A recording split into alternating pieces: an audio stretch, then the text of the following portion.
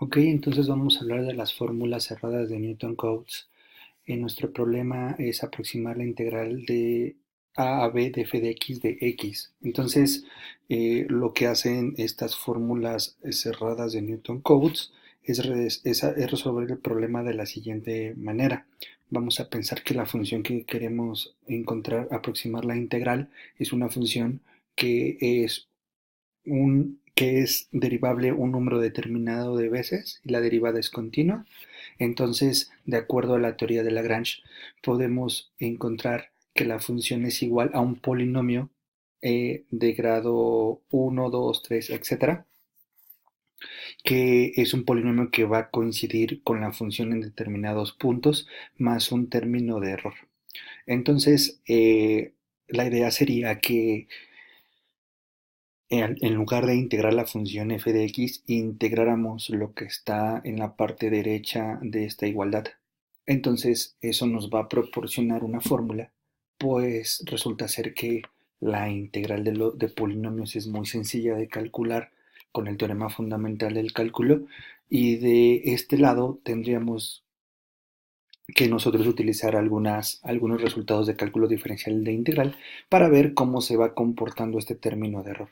Entonces, las fórmulas de Newton Cotes lo que hacen es lo siguiente, es utilizar el resultado de la interpolación de Lagrange.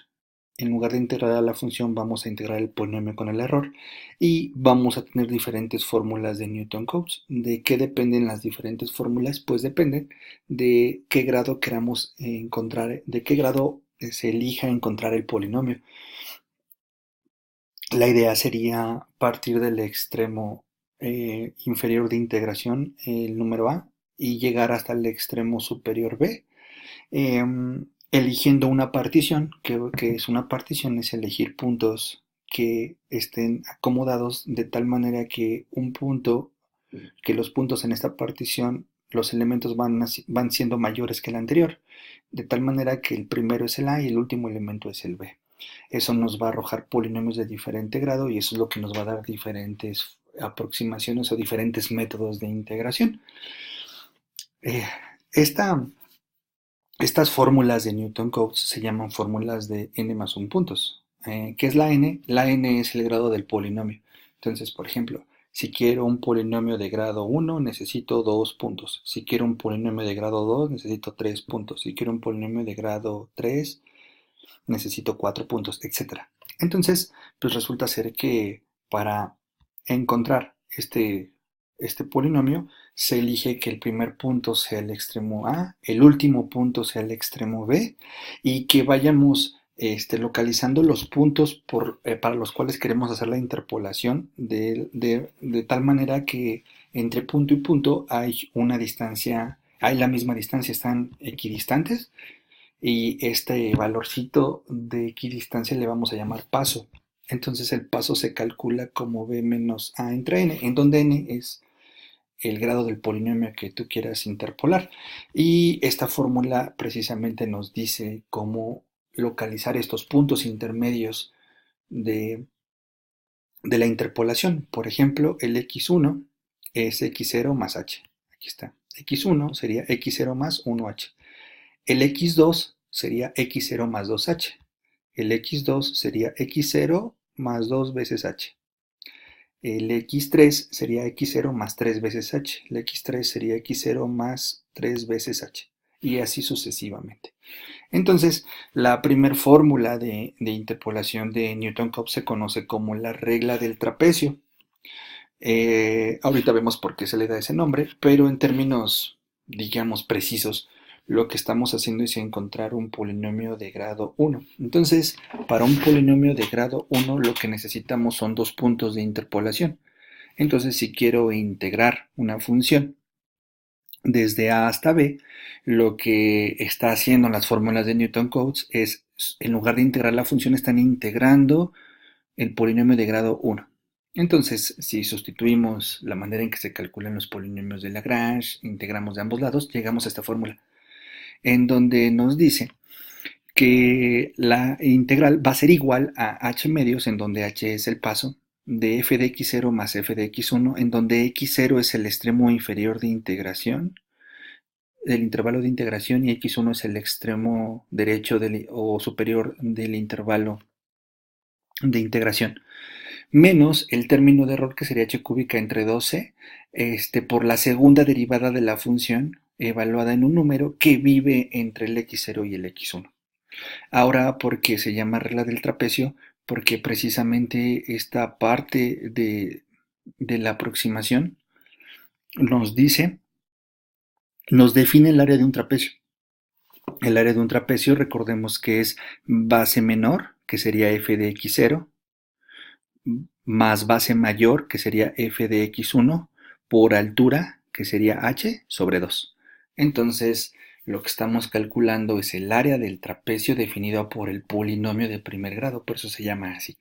Entonces, por ejemplo, los parámetros de Newton-Cotes quedarían de la siguiente forma para este polinomio: sería x0 es a, x1 es b, el h es b menos a entre n, pero el polinomio es de grado 1, el que estamos interpolando, entonces sería b menos a. Y tenemos nada más dos puntos, el x0 y el x1. Entonces, esta formulita nos da los valores de los x.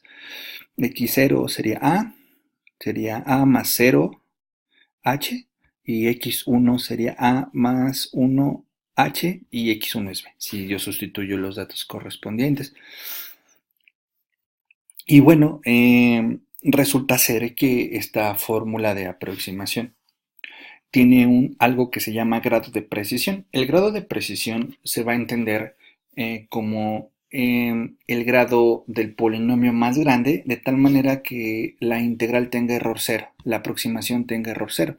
Entonces, por ejemplo, como aquí estamos viendo que el error depende de la segunda derivada, entonces, si el polinomio es de grado 1, su segunda derivada es cero, porque la primera derivada sería una constante y después la segunda sería la constante cero. Una constante y la segunda sería la constante cero.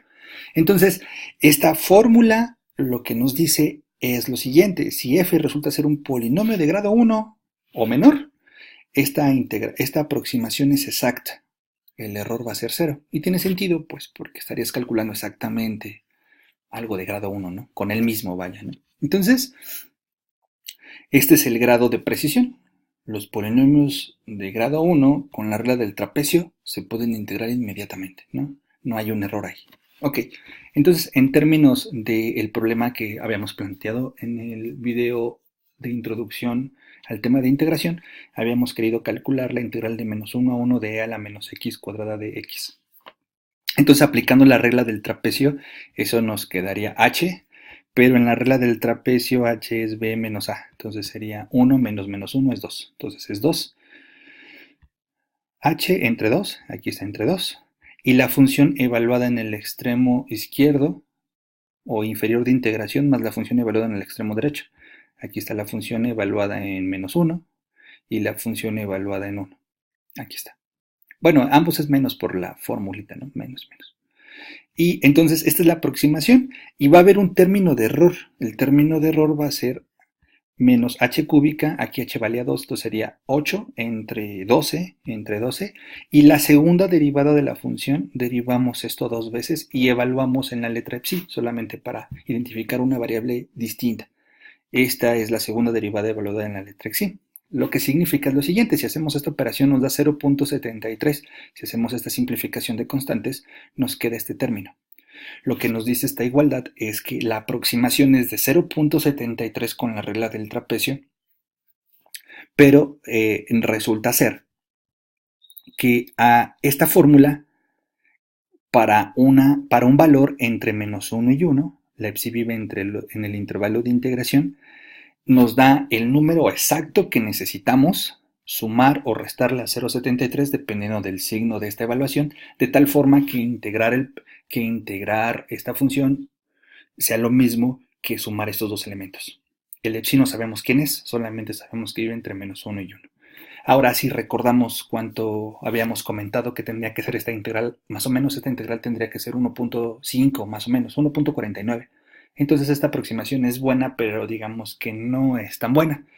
Digamos que nos da la mitad del valor que esperaríamos obtener. Entonces, esta sería la manera de aplicar la regla del trapecio.